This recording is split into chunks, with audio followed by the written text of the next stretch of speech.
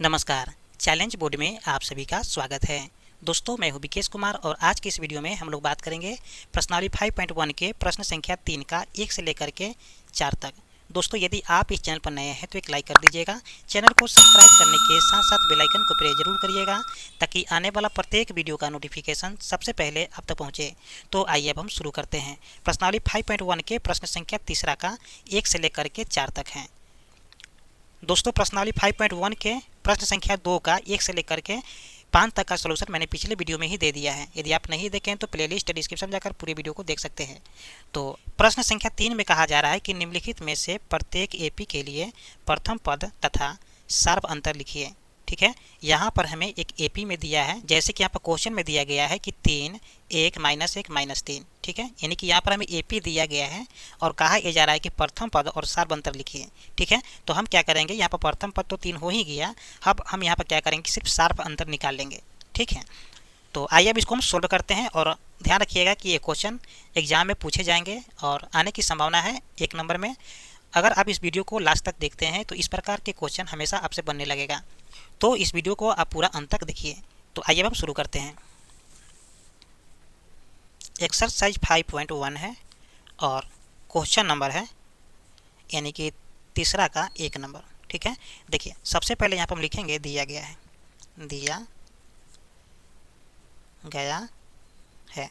क्या दिया गया है, तो यहाँ पर हमें एक एपी दिया गया है। ठीक है, यानी कि एपी में 3 1 -1 -3 ये एपी हमें दिया गया है। ठीक है, इसी तरह से और आगे बढ़ते चला जाएगा।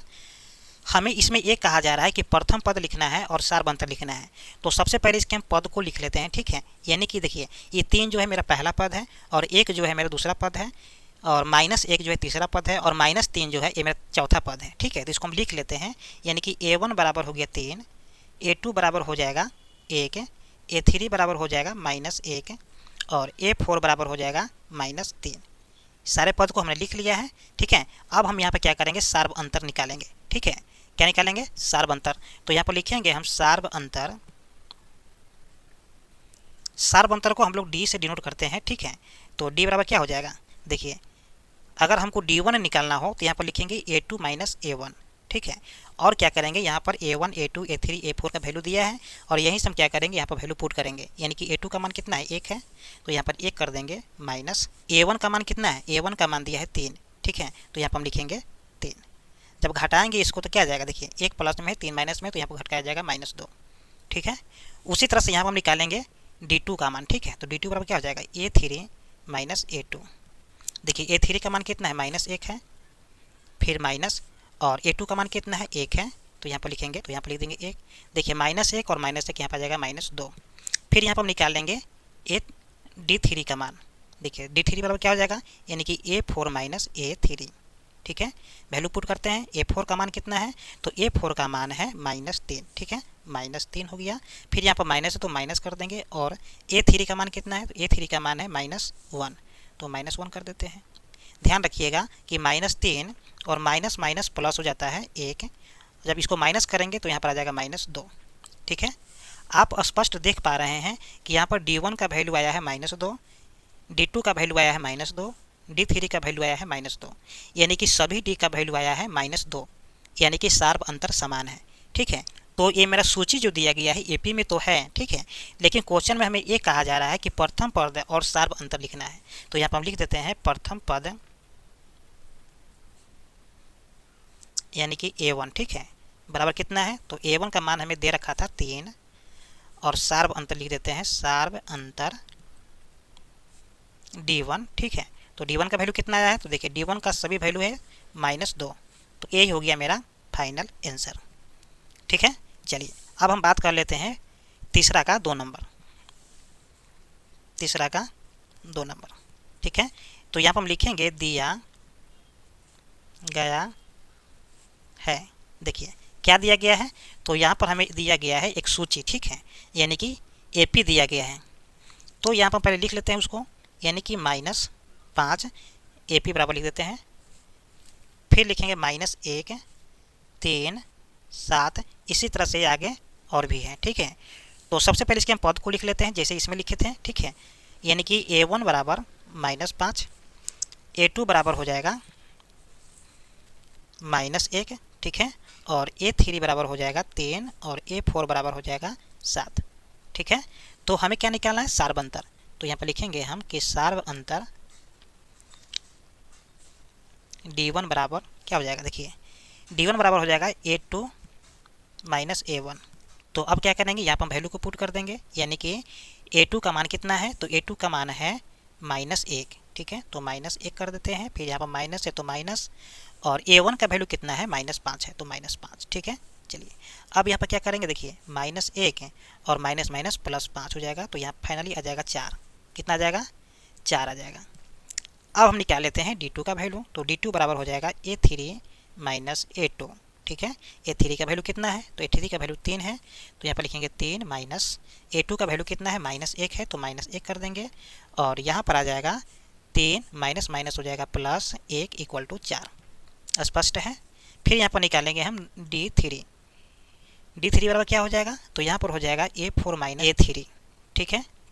तो अब हम फिर वैल्यू को पुट करेंगे, यानी कि A4 का मान है 7 माइनस A3 का मान कितना है? 3 है, तो 3 कर देंगे, और 7 में से जब 3 जाएगा तो यहाँ पर क्या बचेगा? 4 बच जाएगा। अब दोस्तों आप देख पा रहे हैं कि यहाँ पर D1 का वैल्यू आया है 4, D2 का वैल्यू आया है फिर 4, फिर D3 का वैल्यू आया है 4, यानी कि सार्व अंतर समान है, ठीक है। तो हम यहाँ पर लिखेंगे प्रथम पद A1 बराबर क्या हो जाएगा? देखिए A1 बराबर हो जाएगा -5, ठीक है, और सार्व अंतर यानी कि D बराबर क्या हो जाएगा? तो देखिए D बराबर सभी में 4 आया है, तो यहाँ पर लिखेंगे 4, और ये हो गया मेरा फाइनल आंसर। तो अब हम सोल्व करेंगे तीसरा का 3 नंबर, ठीक है। तो यहाँ पर लिख देते हैं तीसरा का 3 नंबर। फिर यहाँ पर लिखेंगे हम दिया गया है, देखिए क्या दिया गया है? तो यहाँ पर हमें एक AP की सूची दिया गया है, यानी कि 1/3 AP में है, फिर दिया गया है 5/3, फिर दिया गया है 9/3, फिर दिया गया है 13/3। इसी तरह से और आगे बढ़ते चला गया है, ठीक है। तो अब हम क्या करेंगे कि यहाँ पर हम सभी को लिख लेंगे पद के रूप में, यानी कि A1 का मान है 1/3, A2 का मान है 5/3, A3 का मान है 9/3, और A4 का मान है 13/3, ठीक है। चलिए अब यहाँ से हम निकाल लेते हैं सार्व अंतर। तो यहाँ पर हो जाएगा सार्व अंतर बराबर D1 बराबर A2 माइनस A1। तो A2 का मान कितना है? तो 5/3 है, माइनस A1 का मान कितना है? 1/3 है, यानी कि यहाँ पर हो जाएगा 3, तो 3 एकम 3 तो 5 एकम 5 हो जाएगा, माइनस 3 एकम 3 तो 1 एकम 1 हो जाएगा, यानी कि यहाँ पर आ जाएगा 4/3, ठीक है। फिर यहाँ पर निकालेंगे हम D2 का मान। तो D2 बराबर हो जाएगा A3 माइनस A2, और A3 का मान कितना है? तो 9/3 है, माइनस A2 का मान कितना है? तो 5/3 है। फिर यहाँ पर क्या करेंगे? भिन्न का घटाव कर देंगे, यानी कि यहाँ पर आ जाएगा LCM 3, 3 एकम 3 तो 9 एकम 9, फिर 3 एकम 3 तो 5 एकम 5, घट करके यहाँ पर कितना आ जाएगा? 4/3, यानी कि 9 में से 5 गया तो 4, और बट्टा में 3 है तो 3 कर देंगे, ठीक है। फिर यहाँ से हम निकालेंगे D3 का मान, ठीक है। तो D3 बराबर क्या हो जाएगा? यानी कि A4 माइनस A3। A4 का मान कितना है? तो 13/3 है, माइनस A3 का मान कितना है? 9/3 है। फिर यहाँ से जब भिन्न का घटाव करेंगे तो यहाँ पर एलसीएम लेना पड़ेगा, तो एलसीएम 3 हो गया, और 3 से जब भाग करेंगे 3 में तो भागफल 1 आएगा, और 1 में जब गुना करेंगे 13 से तो यहाँ पर आ जाएगा 13, माइनस फिर 3 एकम 3 तो यहाँ पर 9 एकम 9 आ जाएगा, जब माइनस करेंगे तो 4/3 आ जाएगा। तो आप देख पा रहे हैं यहाँ पर कि D1 का वैल्यू आया है 4/3, फिर D2 का वैल्यू आया है 4/3, फिर D3 का वैल्यू आया है 4/3, यानी कि सभी का सार्व अंतर समान है, ठीक है। तो हमें क्वेश्चन के अनुसार क्या करना है कि पहला पद लिखना है और फिर लिखना है सार्व अंतर। तो यहाँ पर लिखेंगे कि प्रथम पद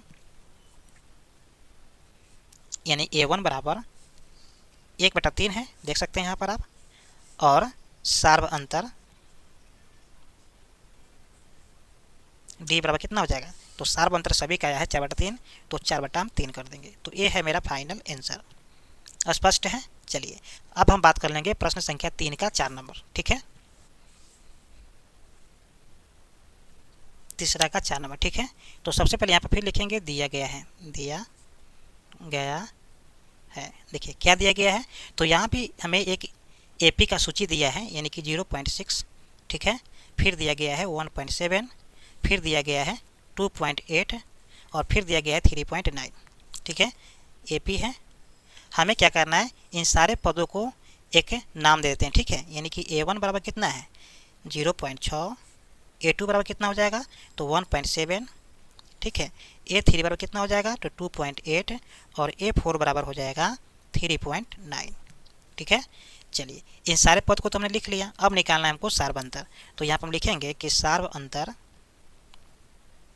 D बराबर, ठीक है। देखिए D बराबर होता है यानी कि D1 बराबर होता है A2 माइनस A1, ठीक है।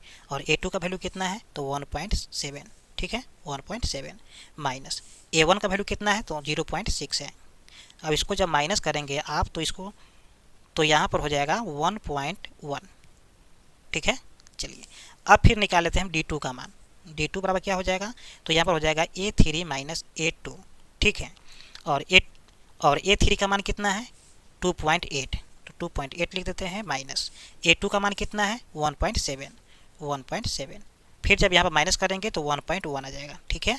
फिर निकालेंगे हम D3 बराबर क्या होगा यानी कि A4 माइनस A3।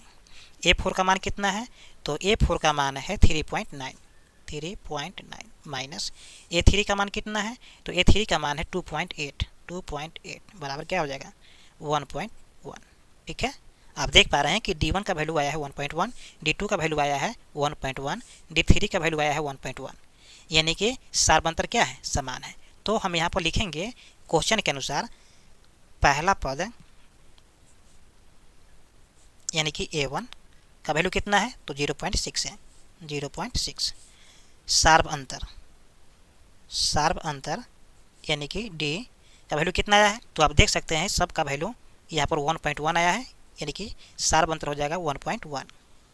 तो ये हो गया मेरा फाइनल आंसर, ठीक है। तो उम्मीद करते हैं कि वीडियो आपको समझ में आ गया होगा। फिर मिलते हैं एक और नए वीडियो में, तब तक के लिए जय हिंद।